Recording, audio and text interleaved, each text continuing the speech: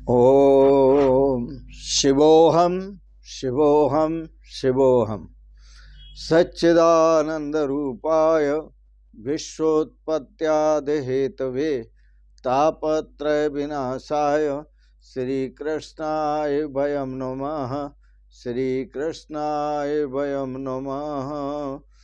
ओम ध्येयं सदा परिभवग्नमभीष्टदोहम् तीर्थास्पदं शिवविरञ्चनुतं शरण्यं भृत्यार्त्यहं प्रणतपालभवाब्धिपोतं वन्दे महापुरुषते चरणारविन्दं वन्दे महापुरुषते चरणारविन्दं।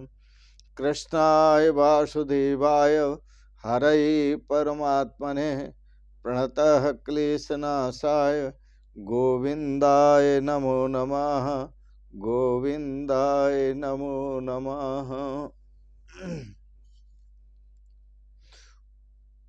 पूर्व प्रसंग में आप श्रवण कर रहे थे, परमात्मा के साथ ज्ञानी ज्ञान के द्वारा अद्वैत स्थापित करते हैं और भगवान के जो भक्त हैं वह प्रेम के द्वारा अद्वैत स्थापित करते हैं। प्रेम जहाँ होता है वहाँ भी अभेद होता है, ज्ञान जहाँ होता है वहाँ भी अभेद होता है। तो प्रेम की जो पूर्णता है वो अद्वैत में है, अभेद में है। ज्ञान की जो पूर्णता है वह भी अद्वैत में है, अभेद में है। जितना हो सके ममैवांशो जीवलोके, भगवान कहते हैं मेरा ही अंश जीवलोक में जीव बन करके भटक रहा है। परमात्मा के स्वरूप को जानो। संसार में ही फंसे रहे तो परमात्मा के स्वरूप को नहीं जान सकेंगे। घर पर इनकम टैक्स का कोई अफसर दुकान का हिसाब लेने आ जाता है तो आप घबरा जाते हैं। अरे भगवान तो सारी जिंदगी का हिसाब लेंगे, तुमने अब तक क्या किया, वहां तुम्हारा क्या हाल होगा, क्या दशा होगी। इसलिए भगवान की भक्ति करो। विषयों से मुख मोड़ो, संसार से मुख मोड़ो, संसार से सत्य की ओर चलो और विषयों से ब्रह्म की ओर चलो। विषयों का चिंतन न करके ब्रह्म का चिंतन करो, संसार का चिंतन न करके सत्य का चिंतन करो, स्वरूप का चिंतन करो। एक सुंदर मैंने कभी कथा सुनी थी, छोटी सी, और वो कथा एक व्यक्ति घूमता हुआ गंगा किनारे पहुंचा और उसे मालूम हुआ कि इस गंगा किनारे जो संत रहते हैं इनके पास पारसमणि है और वह पारसमणि लोहे को सोना बनाने वाली है। जब उसे पता चला तो वह व्यक्ति घूमता हुआ संतों के पास पहुंचा और संतों के पास पहुंचा। उस व्यक्ति ने महाराज श्री को जाकर जाते जाते ही कह दिया, महाराज मैंने सुना है कि आपके पास पारसमणि है, वो पारसमणि आप मुझे दिखाइए। संतों ने कहा ये झोंपड़ी है, रखी है झोंपड़ी में, मैं पहले गंगा स्नान करके आता हूं और उसके बाद तुम्हें पारसमणि दिखाऊंगा। संत गंगा स्नान करने चले गए। उस पारसमणि के जिज्ञासु ने पीछे से उनकी झोपड़ी पूरी छान मारी, और जब उसने पूरी झोपड़ी देख ली और उसको पारसमणि नहीं मिली, संत आए, संत समझ गए, गंगा स्नान करके आए कि इसने मेरी झोपड़ी को पूरा का पूरा टटोल लिया, छान लिया, पर इसे पारसमणि नहीं मिली। उसने कहा, महाराज मुझे तो पारसमणि कहीं दिखाई नहीं देती। संतों से क्या कहा, क्या आप मजाक कर रहे हैं कि मेरे पास पारसमणि है? संतों ने देखा, उन्होंने कहा देखो मैं निकाल के देता हूं। उन्होंने उसी कुटिया से पारसमणि निकाल के दी, दिखाई, कहा देखो ये डिबिया है मेरे पास, इस डिबिया में ये लोहे की है, इसमें पारसमणि रखी है। उसे और आश्चर्य हुआ, लोहे की डिबिया में जब पारसमणि है तो ये पारसमणि के स्पर्श से लोहा सोना क्यों नहीं हुआ? संतों ने उस डिब्बी को खोला, वह पारसमणि चिथड़ों में लपटी हुई थी, बहुत सारे कपड़ों में लपटी हुई थी।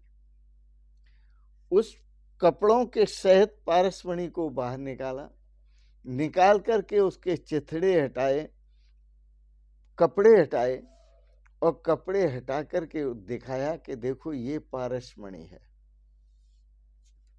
ये पारसमणि है। बोले महाराज जब ये पारसमणि है तो ये डिबिया सोने की क्यों नहीं हुई? मैंने सुना है कि लोहा पारसमणि से के छू जाने से सोना हो जाता है। संतों ने कहा तुमने देखा नहीं, ये गुदड़ी में छुपी हुई थी, ये चिथड़ों में छुपी हुई थी, इसलिए लोहे के साथ इसका स्पर्श नहीं हो पाया, इसलिए लोहा सोना नहीं हो पाया। तो इसी प्रकार से यह जो जीव है इस झोंपड़ी में रहता है, शरीर रूपी झोंपड़ी में, और शरीर रूपी झोंपड़ी में जीव है, परंतु इसी में परमात्मा भी है। पारसमणि का मतलब परमात्मा भी है। जैसे किसी महापुरुष ने कहा मैं और मेरा यार, मैं और मेरा यार थर्ड पर्सन के डब्बे में रहते हैं, मैं भी वहीं रहता हूं और मेरा यार भी वहीं रहता है। यार से मतलब है प्रियतम प्रभु परमात्मा। मैं भी वहीं रहता हूं और मेरा प्रियतम प्रभु परमात्मा है, वो भी वहीं रहता है। लेकिन ये किस्मत की बदबख्ती देखो, ये किस्मत की बदबख्ती देखो कि फिर भी मिलने को तरसते हैं। परमात्मा अपने भक्त से मिलना चाहता है, भक्त भगवान से मिलना चाहता है, जीव ईश्वर से मिलना चाहता है और ईश्वर जीव से मिलना चाहता है। तो कारण क्या है कि मिलन क्यों नहीं होता? तुम्हारा जो स्वरूप है, याद रखना, तुम्हारा जो स्वरूप है वो वासना रूपी चिथड़ों में लिपटा हुआ है, कामना रूपी चिथड़ों में लिपटा हुआ है। ईश्वर और जीव का दोनों का वास हृदय में है, परंतु जीव जो है वो चिथड़ों में लिपटा हुआ है, वासनाओं में लिपटा हुआ है, कामनाओं में लिपटा हुआ है, इच्छाओं में लिपटा हुआ है। जब तक इसके ये चिथड़े दूर नहीं होंगे, वासना दूर नहीं होगी, कामना दूर नहीं होगी, इच्छा दूर नहीं होगी, तब तक इनका परमात्मा के साथ मिलन नहीं होगा, तब तक ये परमात्मा स्वरूप न बनेंगे। तो वासना का पर्दा जब हटेगा तभी दोनों का मिलन होगा। जब तक वासना का पर्दा नहीं हटता तब तक मिलन नहीं हो सकता। ये पहचान भी नहीं सकता परमात्मा को, तो रहते तो एक ही जगह हैं। हटाएं वासना का पर्दा। अहंकार की भी वासना होती है, अहमता, ममता, वासना, इच्छाएं, कामनाएं, ये सब चिथड़े हैं। इनको जब आप एक तरफ हटाएंगे तो परमात्मा से मिलन होगा। जब तक वासनाएं बीच में हैं, इच्छाएं बीच में हैं, कामनाएं बीच में हैं, तब तक राग बीच में है, तब तक परमात्मा के साथ अनुराग नहीं होगा, परमात्मा से मिलन नहीं होगा। भक्ति में बड़ा आनंद आता है, भक्ति में बड़ा आनंद आता है। मनुष्य केवल शरीरों की भक्ति करता है, यह शरीरी की भक्ति नहीं करता, शरीरों की भक्ति करता है। तो इससे उसका मन चंचल रहता है, वाणी भी चंचल रहती है, और जब वो है शरीर में रहने वाले शरीरी परमात्मा की भक्ति करेगा, तभी इसका जीवन सार्थक होगा, अन्यथा सार्थक नहीं होगा। इसलिए सर्वेषाम अविरोधेन ब्रह्म कर्म समारभे, जितने भी कर्म, ब्रह्म कर्म का मतलब है ब्रह्म चिंतन, ब्रह्म चिंतन, ब्रह्म का ध्यान, ब्रह्म के स्वरूप का स्मरण, सर्वेषाम अविरोधेन, सर्वेषाम, किसी से पर्दा नहीं, सब परमात्मा का स्वरूप है। निर्विरोध जीवन जियो, अविरोध जीवन जियो, ब्रह्म कर्म समारभे, सेवा करने बैठो भगवान की तो भावना सबके प्रति भगवान की भावना रखो, और भगवान की दर्शन करते हुए समय भगवान का दर्शन करो। परमात्मा की सेवा तभी होगी जब संसार के विषयों से मोह छूट जाएगा, संसार के विषयों से प्रेम कम होगा, तभी परमात्मा से प्रेम बढ़ेगा। तो परमात्मा से प्रेम करना है तो विषयों से प्रेम छोड़ना है, क्योंकि यहाँ दोनों नहीं रह सकते। परमात्मा का प्रेम और विषयों का प्रेम, ये दोनों साथ नहीं रह सकते। प्रेम गली अतिशा करी, जा में दो न समाए, जा में दो नहीं रह सकते। केवल विषयों का त्याग करते हुए, विषयों की आसक्ति छोड़ते हुए, विषय वासना का परित्याग करते हुए हम केवल परमात्मा की वासना करें और परमात्मा को देखें, तो सर्वेषाम अविरोधेन, सभी में परमात्मा का दर्शन करें और सभी को परमात्मा का स्वरूप देखें, और सभी को परमात्मा का स्वरूप देखते हुए अपना कर्म प्रारंभ करें। और जो भी कर्म है वो आप अपने कर्तव्य कर्मों को, शास्त्र सम्मत कर्तव्य कर्मों को करते रहें और अपने जीवन में श्रेय की प्राप्ति करें, कल्याण की प्राप्ति करें। पर सर्वेषाम अविरोध है ना, किसी का कोई विरोध न करें, क्योंकि परमात्मा निर्विरोध है। परमात्मा ने कभी किसी का विरोध नहीं किया और सबके अंदर है परमात्मा, सबके अंदर है। जितनी भी जातियां हैं, सभी जाति के जितने प्राणी हैं, उन सभी के अंदर परमात्मा का वास है। इसलिए परमात्मा निर्विरोध है, वो किसी से द्वेष नहीं करता, किसी से राग नहीं द्वेष करता। आप अपनी भावना पवित्र बनाइए, सर्वेषाम अविरोधेन, सभी में परमात्मा का दर्शन कीजिए। परमात्मा का वास है तो सभी में परमात्मा का दर्शन करो, तभी जीवन में श्रेय की प्राप्ति होगी, कल्याण की प्राप्ति होगी।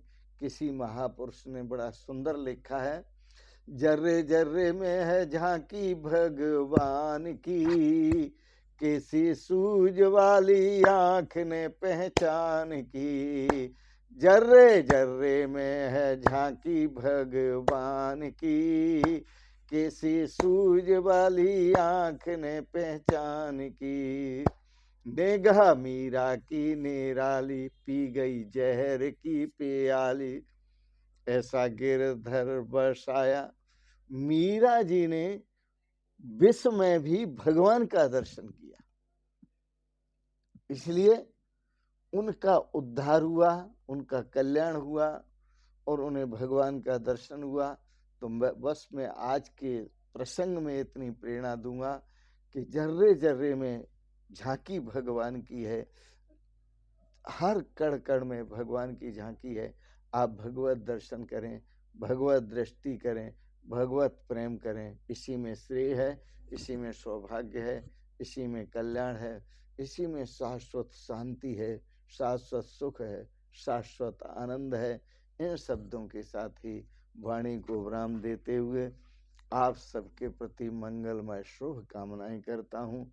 बहुत बहुत शुभकामनाएं, बहुत बहुत आशीर्वाद, बहुत बहुत प्रणाम। शिवोहम शिवोहम शिवोहम।